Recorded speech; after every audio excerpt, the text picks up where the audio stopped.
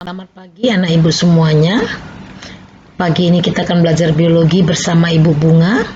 Materi kita adalah mengenal pengertian serta tahapan dari respirasi aerob. Respirasi aerob dapat diartikan sebagai sebuah reaksi pemecahan senyawa glukosa yang memiliki atom C sama dengan 6 dan memerlukan oksigen. Oksigen di sini memiliki peran dalam menangkap elektron dan kemudian akan bereaksi dengan ion hidrogen dan akan membentuk air atau H2O. Kejadian ini berlangsung dalam tubuh kita, yaitu di sitoplasma dan di mitokondria. Di sitoplasma terjadi reaksi glikolisis. Di mitokondria terjadi reaksi DO, dekarboksilasi oksidatif, siklus Krebs, dan transport elektron. Ini adalah gambar sebuah sel. Ya. Kemudian ini adalah nukleus atau inti sel. Kemudian ini semua yang di luar nukleus ini adalah organela sel. Nah, di sini Ibu tunjukkan yang disebut dengan mitokondria. Ya, mitokondria yang seperti biji kacang ini. Kemudian bagian lain dari sel itu ya yang berupa cairan-cairan ya, itu disebut dengan sitoplasma. Nah, sekarang kita akan melihat sebuah mitokondria. Ya. Ini adalah membran luar. Yang ini membran luar, kemudian yang ini adalah membran dalam. Kemudian ini adalah matriks. Kemudian yang ini, yang berleku-leku ini disebut dengan krista. Oke, sekarang kita masuk ke tahapan respirasi aerob. Kita sudah mengerti bahwa respirasi aerob adalah respirasi yang membutuhkan oksigen. Sekarang kita akan melihat bagaimana respirasi ini berjalan dan hasilnya seperti apa yang kita dapatkan. Maka kita lihat dulu reaksi respirasi aerob seperti yang terdapat pada slide. C6H12O6 atau gula atau glukosa ditambah 6O2 akan menghasilkan 6CO2 ditambah 6H2O ditambah energi sebanyak 38 ATP. Sekarang kita akan lihat tabelnya.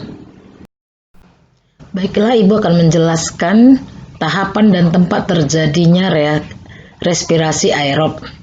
Yang pertama, proses glikolisis terjadi di sitoplasma. Bahan dasarnya adalah glukosa. Produk yang dihasilkan adalah 2 asam pirufat, 2 NADH, dan 2 ATP. Saya kasih kata kuncinya 2-aan. 2 asam pirufat, 2 ATP, dan 2 NADH. 2 asam pirufat sebagai produk akhir dari glikolisis akan masuk ke tahap dekarboksilasi oksidatif, saya singkat DO, itu terjadi di matriks mitokondria. Bahannya 2 asam pirufat yang berasal dari proses glikolisis. Nah, produk yang dihasilkan adalah 2 asetil koenzim A, 2 CO2, dan 2 NADH. Saya singkat dengan 2 CAN. 2 CO2, 2 asetil koenzim A, 2 NADH. Kemudian 2 asetil koenzim A ini akan masuk ke siklus Krebs tahap berikutnya. Itu terjadi di matriks mitokondria.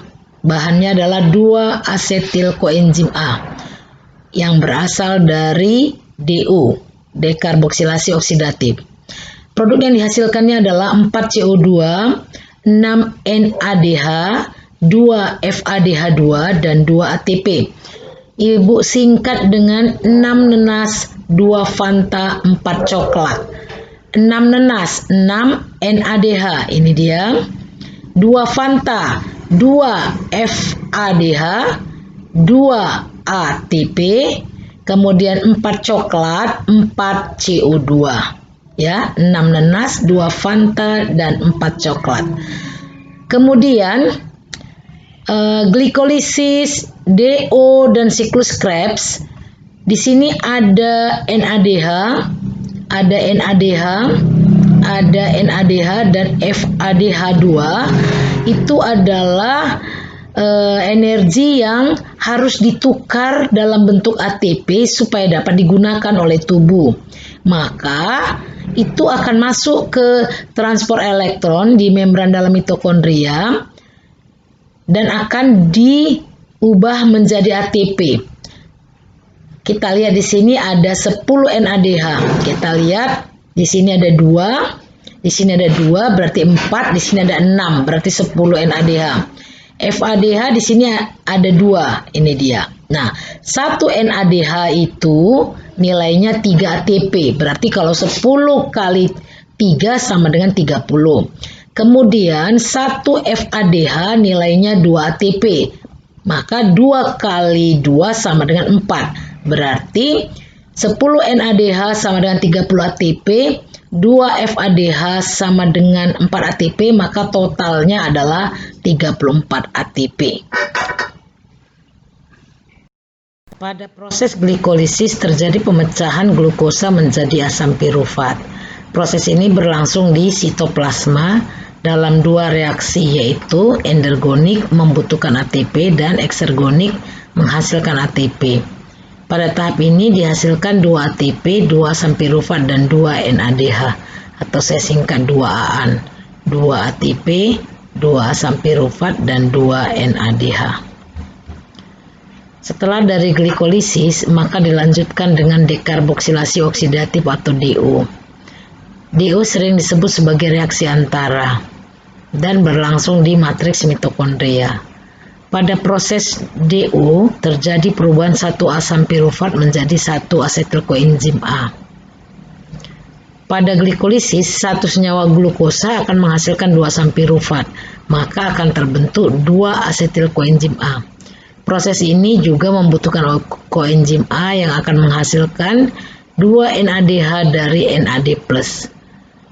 Kemudian 2 molekul asetil koenzim A akan menuju ke tahap berikutnya, yaitu siklus Krebs. Siklus Krebs disebut juga daur asam sitrat. Tempat berlangsungnya di matriks mitokondria. Kenapa disebut dengan daur asam sitrat? Karena produk awalnya yang dihasilkan adalah asam sitrat. Oke. Hasil dari siklus Krebs adalah 2 ATP, 2 NADH dan 2 FADH. Sering saya singkat dengan 6 nanas, yaitu 6 NADH, 2 Fanta, 2 FADH dan 2 ATP. Ya. Kemudian sebenarnya ada tambahannya lagi ya, 4 coklat ya, atau 4 CO2. Nah, selanjutnya masuk ke transport elektron yang akan mengubah senyawa NADH dan FADH2 yang dihasilkan pada tahapan sebelumnya menjadi ATP agar dapat digunakan oleh tubuh. Nah, transport elektron atau fosforilasi oksidatif adalah tahap di mana terjadi pengubahan NADH dan FADH2 menjadi energi yang berbentuk ATP agar dapat digunakan oleh tubuh. Tempatnya di krista. 1 NADH itu setara dengan 3 ATP. 1 FADH2 setara dengan 2 ATP. Maka berapa jumlah total ATP yang dihasilkan? Kita lihat pada tabel. Di glikolisis 2 NADH, DO 2 NADH, siklus Krebs 6 NADH. Kalau ditotalkan ini berarti ada 10. Nah, 10 NADH berapa ATP?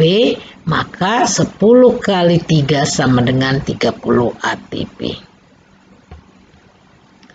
Maka total ATP yang dihasilkan dalam proses respirasi aerob adalah 38 ATP. Tetapi pada proses glikolisis terjadi proses perpindahan dari sitoplasma menuju mitokondria. Dan itu membutuhkan energi 2 ATP. Maka hasil bersih dari respirasi aerob adalah 36 ATP. Yaitu dari sini 38 dikurang 2 untuk dipakai di awal. Oke. Ini ya. 2 ATP akan terpakai untuk proses perpindahan dari sitoplasma menuju mitokondria. sehingga hasil ATP adalah 36. Demikianlah materi kita pada pagi hari ini. Semoga apa yang Ibu sampaikan dapat berkenan kepada anak didik sekalian. Sampai jumpa pada pembelajaran berikutnya. Terima kasih.